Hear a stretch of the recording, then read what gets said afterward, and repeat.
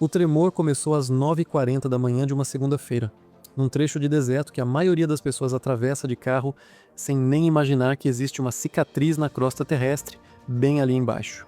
Foi há poucos dias. Vem comigo até esse ponto exato, a 145 quilômetros de Los Angeles, porque o que aconteceu ali e o que pesquisadores confirmaram sobre esse mesmo lugar só algumas semanas antes muda a forma como a gente entende por que alguns terremotos param exatamente onde param e outros não param em lugar nenhum.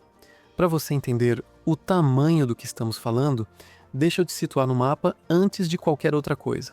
A falha de Garlock é uma fratura que corta o deserto de Mojave praticamente de leste a oeste ao longo de 250 quilômetros. Ela não é a falha mais famosa da Califórnia. Essa fama pertence à vizinha dela, a falha de San Andreas, que corre por mais de 1.300 quilômetros, 800 milhas, desde o sul do estado até o norte, perto da fronteira com o Oregon. O detalhe que importa aqui é o ponto onde as duas se encontram. Perto da região de Fraser Park e do desfiladeiro de Tejon, a San Andreas faz uma curva acentuada. Os geólogos chamam essa curva de Big Bend. E é bem nesse cotovelo que a Garlock cruza o caminho dela. Pensa em duas rachaduras num para-brisa que se encontram num único ponto. O vidro ao redor desse encontro não se comporta como o resto da rachadura. Ali, a tensão se acumula de um jeito diferente, porque as duas fraturas competem pelo mesmo pedaço de vidro. É exatamente esse tipo de encontro que os geólogos têm estudado nos últimos meses, ao longo da San Andreas. E foi bem perto de um desses encontros que os dois tremores que te trouxeram até aqui aconteceram. Agora que você já sabe onde fica esse encontro de falhas, quero te mostrar como essa história começou de verdade. No domingo, um tremor de magnitude 4,1 sacudiu essa região. Na manhã seguinte, segunda-feira, às 9h40, veio outro, magnitude 4,3, essa confirmada pelo Serviço Geológico dos Estados Unidos, o USGS. Nenhum dos dois causou feridos ou danos relatados. Sozinhos, dois tremores desse tamanho não seriam motivo para um vídeo inteiro. Tremores assim acontecem toda semana na Califórnia.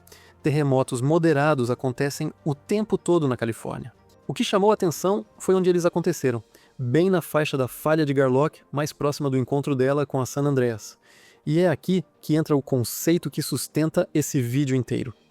Quando uma falha se rompe, a ruptura se espalha como uma rasgadura correndo por um tecido. Mas quando ela chega perto de onde duas falhas se cruzam, alguma coisa estranha pode acontecer. Às vezes a ruptura simplesmente para ali, como se batesse numa parede invisível. Outras vezes, ela atravessa esse ponto de encontro e continua se espalhando pela falha seguinte, ficando maior do que seria se tivesse ficado sozinha numa falha só. Os geólogos vêm chamando esse tipo de encontro de porta sísmica, uma porta que, dependendo da tensão acumulada dos dois lados, pode ficar fechada e conter o tremor, ou pode se abrir e deixar a ruptura passar de uma falha para outra.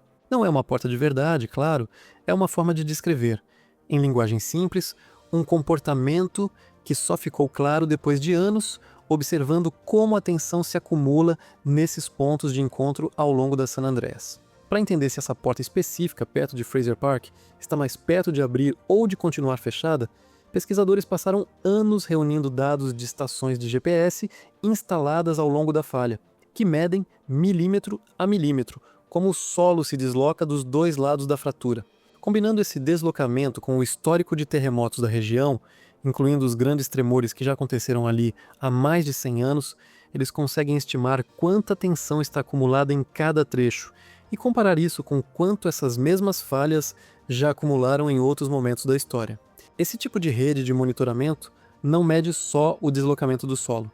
Sensores sísmicos espalhados pela região registram cada pequeno tremor, mesmo os pequenos demais para sentir, e ajudam a completar o quadro. Existe ainda uma terceira ferramenta, mais antiga, a paleossismologia.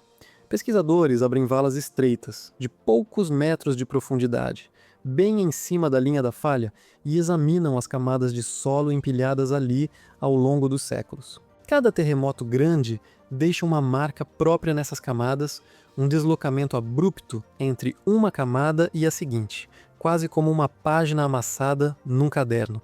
Contando essas marcas e datando cada camada, os cientistas conseguem estimar quando aconteceram terremotos antes mesmo de existir qualquer registro escrito na região. Foi esse cruzamento entre dados modernos de GPS, sismômetros e o registro deixado pela própria paisagem que levou a um resultado publicado em junho de 2026. A tensão acumulada nesse sistema de falhas está no nível mais alto dos últimos 1000 anos. Nenhum instrumento sozinho teria chegado a essa conclusão. Foi a soma de décadas de trabalho de várias equipes diferentes, cada uma olhando para um pedaço diferente do mesmo quebra-cabeça. E é aqui que as peças se encontram.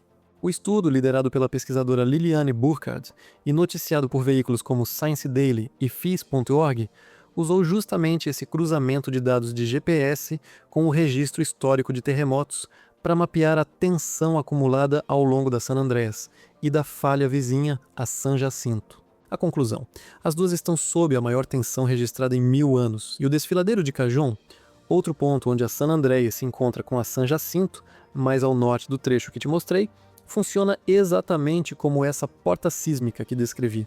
Dependendo da tensão dos dois lados, ele pode conter uma ruptura ou deixar ela atravessar e virar um terremoto muito maior. Isso não significa que os cientistas sabem quando isso vai acontecer. As estimativas de longo prazo do USGS, o mesmo tipo de modelo usado para calcular risco sísmico em toda a EPU da Califórnia, apontam uma probabilidade alta de um terremoto de magnitude 6,7 ou maior nesse sistema de falhas ao longo das próximas décadas, não das próximas semanas. Os dois tremores que sacudiram Garlock nesse domingo e nessa segunda-feira não provam que essa porta está prestes a abrir? Eles só aconteceram perto o suficiente de um encontro de falhas. Enquanto isso, a vida ao longo desse trecho de deserto segue no seu ritmo de sempre. Fraser Park é uma cidade pequena, cercada de pinheiros numa altitude que já foge do calor do vale. Moradores que sentiram o tremor de segunda-feira descreveram um solavanco rápido.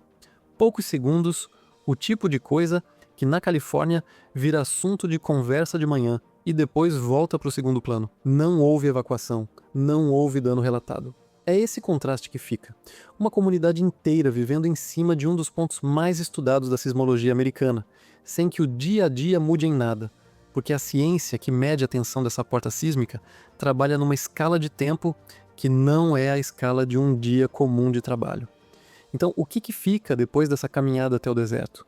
Não é um alarme, e também não é uma razão para ignorar o que os dados mostram. É a compreensão de que, embaixo de um pedaço de Califórnia, que a maioria das pessoas atravessa sem reparar, existe uma porta sísmica sob mais tensão do que em qualquer momento dos últimos 1000 anos, e que a ciência, honestamente, não sabe dizer se e quando essa porta vai se abrir. O que os pesquisadores sabem, depois de décadas comparando um cruzamento de falhas com o outro, é o comportamento geral. Junções de falha como essa de Fraser Park e a de Cajon Pass, mais ao norte, historicamente já se comportaram das duas formas, contendo rupturas e deixando elas passarem. Cada nova geração de dados de GPS ajuda a refinar essa estimativa, mas não elimina essa incerteza, e vale dizer isso com todas as letras, porque essa incerteza faz parte da ciência, não é uma falha dela. Uma estimativa que admite seus próprios limites está fazendo o trabalho direito. Uma que finge ter certeza que não tem é a que merece desconfiança. Fecha o círculo.